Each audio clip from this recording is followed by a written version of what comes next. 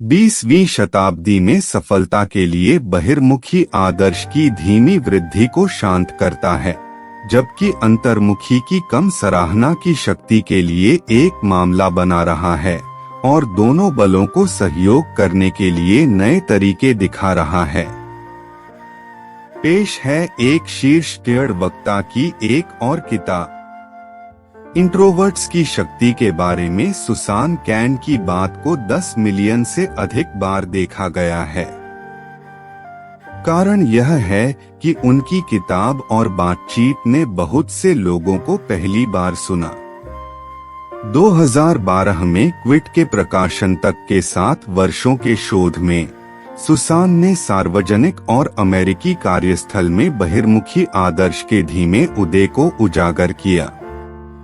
इससे उन्हें यह समझने में मदद मिली कि हार्वर्ड लॉ स्कूल के स्नातक के रूप में उनके बहुत सारे व्यक्तिगत संघर्ष कहाँ हैं और वॉल स्ट्रीट वकील से आया था और वह इन वातावरणों में कभी क्यों नहीं बढ़ सकती थी।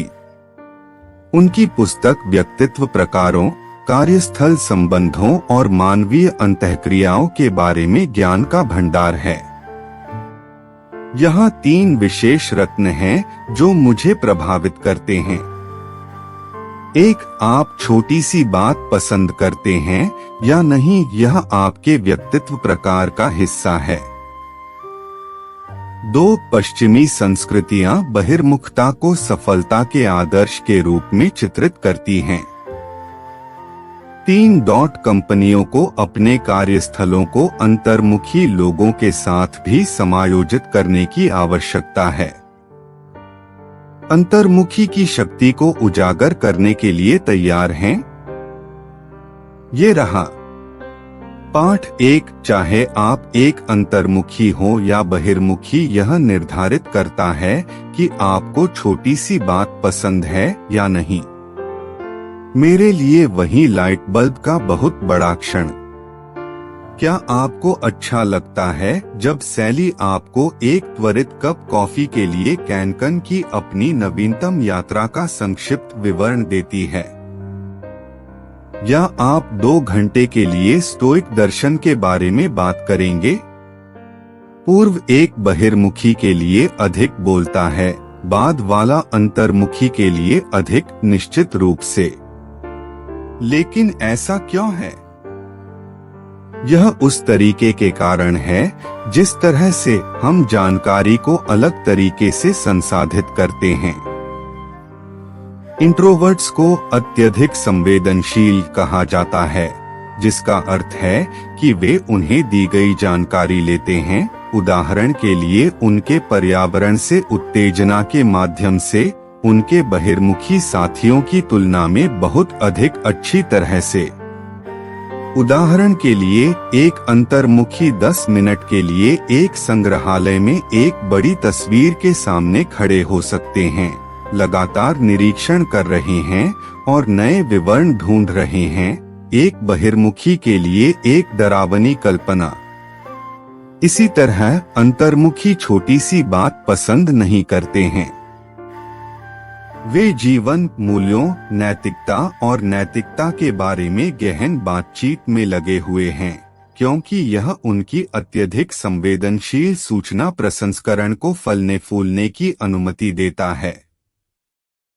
लोग अक्सर मुझसे पूछते हैं कि मैं वहां कैसे बैठ सकता हूं और 2 घंटे के लिए अपने रूममेट के साथ एक ही व्यावसायिक विचार के बारे में बात कर सकता हूं, यदि आप उन लोगों में से एक हैं। आपका जवाब है। पाठ 2। पश्चिमी संस्कृतियों में बहिर्मुखी लोगों को अक्सर सफलता के आदर्श के रूप में प्रस्तुत किया जाता है। क्षमता और आत्मविश्वास 2 अलग अलग चीजें हैं। अफसोस की बात है, पश्चिमी संस्कृतियों में हम उन्हें बहुत भ्रमित करते हैं। हम अक्सर देखते हैं कि जो सबसे अधिक आत्मविश्वासी है वह सबसे अधिक सक्षम भी है। यह सच्चाई से आगे नहीं हो सकता है, क्योंकि सिर्फ एक आकर्षक वक्ता और आकर्षक व्यक्तित्व से कोई अच्छा नेता नहीं बन जाता। अधिक मिलनसार होने से अक्सर लोगों को लगता है कि आप भी अधिक दिलचस्प हैं और सहयोग करने के इच्छुक हैं। लेकिन अगर आप अंतर्मुखी हैं, चुपचाप अपने कोने में बैठे हैं, बस सुनते हैं और सब कुछ लेते हैं, तो कोई भी आकर आपसे बात नहीं करेगा। अधिक बार नहीं तो लोग सोचेंगे कि तुम अजीब हो। हमारी संस्कृति में बहिर्मुखता को अक्सर सफलता के लिए एक शर्त के रूप में देखा जाता है, जो बहिर्मुखी लोगों को अनुचित लाभ देता है। उन्हें समूह कार्य, सेमिनार, प्रस्तुतियों के माध्यम से मजबूर करना और यहाँ तक कि उनके कार्यक्रम के हिस्से के रूप में रात में साथी छात्रों के साथ बाहर जाना। हालांकि जापान जाओ और आपको इनमें से कुछ भी नहीं मिलेगा। छात्र चुपचाप अध्ययन करते हैं, जोरदार नोट्स लेते हैं और बिना पूछे बोलना सर्वथा असभ्य माना जाता है। अलग अलग देश, अलग अलग संस्कृतियां, लेकिन पश्चिमी दुनिया में बहिर्मुखी आदर्श का बोलबाला है। पाठ 3, कंपनियों को अपने कार्यस्थलों को अनुकूलित करना चाहिए ताकि इंट्रोवर्ट्स अपना सर्वश्रेष्ठ योगदान दे सकें। बहिर्मुखी सफलता के आदर्श के कारण अधिकांश कंपनियां बहिर्मुखी के अनुरूप होती हैं। इसके बारे में सोचें। खुले कार्यालय बैठकें, समूह विचार मंथन सत्र, पावर पॉइंट स्लाइड की प्रस्तुति, कार्यशालाएं और निश्चित रूप से कैंटीन में दोपहर का भोजन। अंतर्मुखी लोगों के लिए इसका मतलब है कि वे लगातार बाधित महसूस करते हैं, सूचनाओं से भरे हुए हैं और तनावग्रस्त हैं, जिससे उनके लिए ऐसे माहौल में पनपना मुश्किल हो जाता है। लेकिन जब आप इसके बारे में सोचते हैं तो सभी महान चीजें बहिर्मुखी या लोगों के समूहों द्वारा हासिल नहीं की जाती हैं। उदाहरण के लिए विकिपीडिया एक बहुत बड़ा सहयोग है, लेकिन ज्यादातर ऐसे लोग हैं जो घर पर अकेले अपने कंप्यूटर पर बैठते हैं। आइंस्टीन ने सापेक्षता के सिद्धांत के बारे में अपने दम पर सोचा और हैरी पॉटर को भी एकांत में लिखा गया। इसलिए यदि आपकी टीम में एक महान अंतर्मुखी विचारक है, तो उन्हें उस बॉक्स में मजबूर न करें जिसमें वे फिट नहीं होते हैं। उन्हें अकेले काम करने का विकल्प दें और उन्हें फलने फूलने दें। जब तक आप अपना दिमाग खुला रखते हैं, वे तैयार होने के बाद हमेशा आपके पास आएंगे।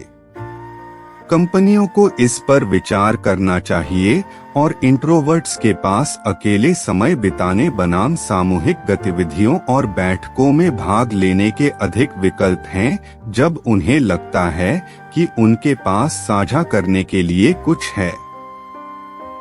मैं क्रिसमस 2014 के लिए शांत हो गया और जब तक मैंने एफ नहीं किया, पूरी तरह से इसे समाप्त कर दिया।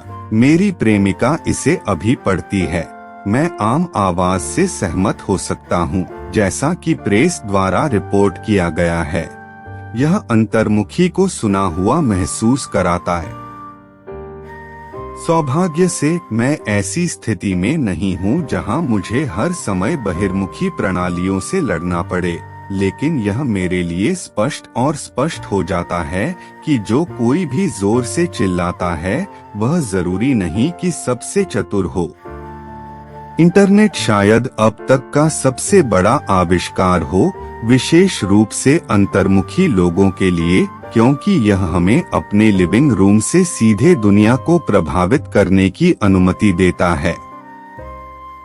धन्यवाद सुसान। ब्लिंकिस्ट पर ब्लिंक्स का शानदार सेट, अद्भुत टेड टॉक और एक भयानक किताब एक होड़ पर जाएं और प्राप्त करें, देखें, तीनों पढ़ें।